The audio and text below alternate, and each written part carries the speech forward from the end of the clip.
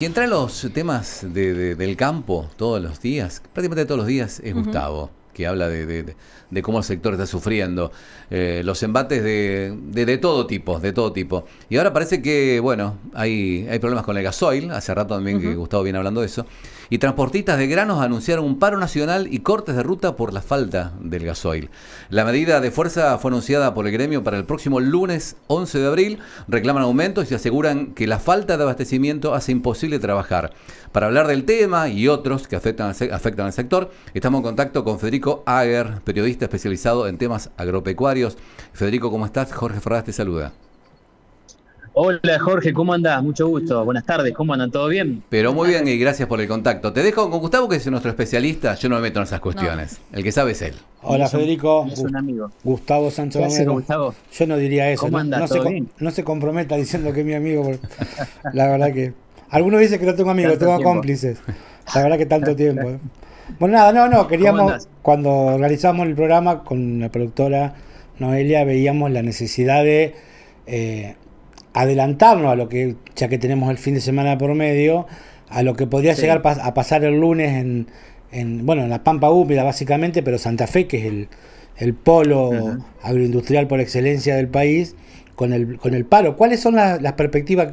Vos que hablás permanentemente con los productores y que estás con ellos, ¿qué dicen las cámaras? ¿Qué dicen los camioneros? ¿Cómo viene este tema? Bueno, se está viviendo con mucha incertidumbre, Gustavo, porque es la primera vez que hay un faltante del principal insumo para movilizar la cosecha, como es el gasoil, no solo para recolectarla, sino también para transportarla después a los granos. Eso como primer punto. Sobre todo esto se da en un momento en donde la cosecha se está ya arrancando, está iniciando. Entonces, esto doblemente agrava la incertidumbre de productores, de contratistas, de camioneros. Algunas cámaras decretaron el paro, como la FETRA, para el próximo lunes, otras como la FADEAC en Entre Ríos también, otra cámara que adhiere a FADEAC, que prefirió la diplomacia y la negociación para extender un compás de espera, esperando que esto se resuelva.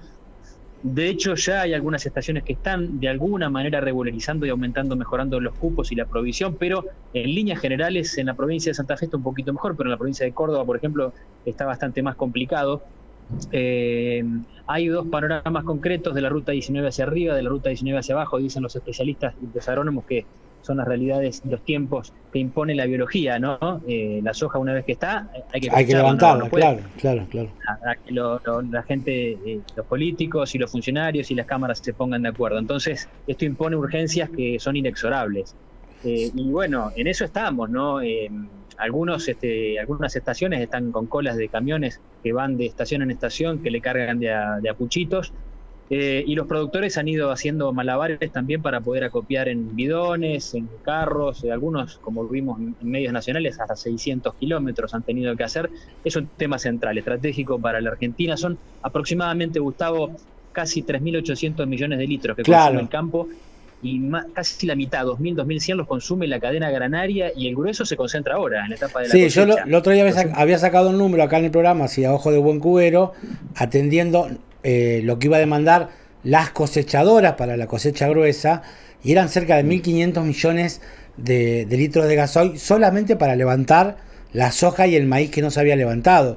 Y ya eso Exacto. tenía problemas, me imagino ahora que se le suma el camión, que es la logística que lo transporta hacia los puertos, es realmente una demanda muy grande de gasoil. Sí, los productores, te digo, y los contratistas, la mayoría te dicen que tienen para 1, 2 o hasta 3 días lo que están más sobrados. El resto está con una angustia bárbara porque obviamente que planificar a más o una semana, ya más de 3 días, se hace muy difícil en este escenario tan volátil. Y para esta logística tan grande es indispensable tener cubierta la logística. Entonces, a mí me parece interesante, por ejemplo, lo que dijo Ignacio Mántara, que es el presidente de la Rural de Santa Fe, Ujú. que estas crisis plantean los temas de fondo que nunca se terminan de resolver en la Claro. Argentina, que andamos de urgencia tras urgencia, pero están los temas importantes detrás. Por ejemplo, la matriz logística de Argentina. El 90% se hace en camión, Gustavo. La Tal demanda de cual. gasoil, por ejemplo, el ferrocarril, Bueno, Federico, es pero eso 10 veces. sabemos, el famoso acuerdo que tuvo Néstor Kirchner con Moyano en la gestión de Mm, Néstor Kirchner, donde básicamente se optó por el transporte por ruta y no por ferrocarril, lo que hubiese sido mucho más eficiente, barato y rápido para todo el país, ¿no? Bueno, como es en el resto del mundo y como supo ser en la Argentina en otro momento, o el tema de la hidrovía, o el tema de los mismos biocombustibles, Gustavo, en donde retrocedimos varios casilleros merced a la sanción de una ley que obligó a achicar el porcentaje de corte y que hoy, por ejemplo, podría haber sido una solución el haber utilizado el biodiesel, cuyas plantas en la provincia de Santa Fe, para que ustedes sepan más o menos, estamos en un 60% de capacidad ociosa. Es decir, tenemos el combustible, tenemos la posibilidad de fabricarlo en Santa Fe, y estamos sin combustible. Eso habla realmente de la ineficiencia en la gestión público-privada de la provincia y del país en general, ¿no? Concretamente, yo tengo entendido que para llevar la cosecha a Rosario se van a necesitar 900.000 camiones en esta cosecha. ¿Qué están pidiendo las cámaras al gobierno en el paro, digamos, la movilización? ¿Cuál es la demanda central? Ese es el número, Gustavo. Lo que están pidiendo es que haya precio. En base al precio del combustible, ellos pueden elaborar una tarifa. Pero como no hay precio porque no hay gasoil, entonces cada estación o cada petrolera cobra lo que se le ocurre. Obviamente las cámaras no pueden trazarle o proyectarle o plantearle a la producción una tarifa para realizar el trabajo. Entonces lo que están pidiendo es una razonabilidad o previsibilidad en ese sentido. Desde el gobierno prometieron que esto se tiene que resolver en las próximas horas, veremos. Por ahora no te puedo decir nada concreto al respecto, pero ese es el principal reclamo. Primero que haya precio y después que haya provisión, obviamente, del insumo para poder llevar adelante el trabajo de la cosecha, ¿no? Que es fundamental. Vamos a suponer, Federico, nos ponemos a rezar, somos tan creyentes, el Señor nos escucha y finalmente podemos levantar esta cosecha que va a traer importantísimas recursos para el país, divisas que van a incrementar las reservas del Banco Central y vamos a ser todos más felices, pero te saco y tener los dólares para poder comprar café, por ejemplo. Claro. O neumático, o cacao. Sí, neumático. Pero vamos a suponer que esto sucede en forma virtuosa y viene la cosecha fina, viene el trigo. Lo que se está especulando que por el incremento por los motivos de la invasión rusa a Ucrania y la guerra, se ha incrementado 3 veces el costo de los agroquímicos, los nutrientes que necesita en forma artificial el suelo para el trigo. ¿Puede haber una menor área implantada de trigo y por lo tanto una menor cosecha sobre el final del año? Mirá, yo te diría, no puede, va a haber. Hoy estuve haciendo un tanteo con muchos productores que me decían la siembra de trigo está en jaque. La disparada de los precios de los fertilizantes y de los insumos del trigo es un cultivo que necesita lo que se llama en el campo un paquete tecnológico. ¿Qué implica esto? Fertilizantes, fundamentalmente nitrógeno, la urea, el sulfato diamónico, que aumentaron un 150% en los últimos 12 meses. Eso es lo que le da nutriente a la tierra para que la planta pueda crecer y ser más productiva. Exacto. Y para poder garantizar cierto rinde y cierta calidad de grano después para la industria panadera. Claro, pues necesita 28% de gluten. Exacto. Pero bueno, hoy requiere una inversión que implica un rinde que hoy por hoy en la zona no existe. Esto se llama rinde de indiferencia. Para que vos tengas una idea, se habla de más de 30 quintales, de hasta 40 quintales en campo alquilado, cuando el rinde histórico es de 30 o 30 y pico, 35 quintales a todo vapor. Es decir, es inviable llevar adelante la cosecha de trigo en campo alquilado. Te recuerdo que el más del 70% de la agricultura argentina se hace en campo alquilado. De manera que se está a la espera de lo que pase con la lluvia, Gustavo. Me decían muchos productores, en abril se define si los productores tienen buenas lluvias en abril para poder tener un buen perfil de humedad que les garantice cierto rinde, se van a alargar. Si no, se espera hasta la próxima campaña de granos gruesos y se pasa de largo. La última de mi parte, Federico, así no abusamos de tu tiempo. No es una pregunta técnica, sino es una pregunta política, por lo tanto estás totalmente autorizado a decirme no lo sé, pero ¿qué piensa en general el productor acerca de la posición del gobierno provincial de Perotti con respecto a las políticas nacionales? ¿Lo ves cerca, lo ves lejano, lo ves especulando? Mirá, yo te diría que hay dos lecturas. Una por parte de las bases de las entidades y de los productores, que solamente el 8% de los productores participa en las entidades, para que vos te des una idea. El 92% descree de la participación gremial agropecuaria. Esa gente, obviamente, no me arriesgaría a decir cuántos lo votaron, pero no tiene que haber sido un porcentaje muy mayoritario.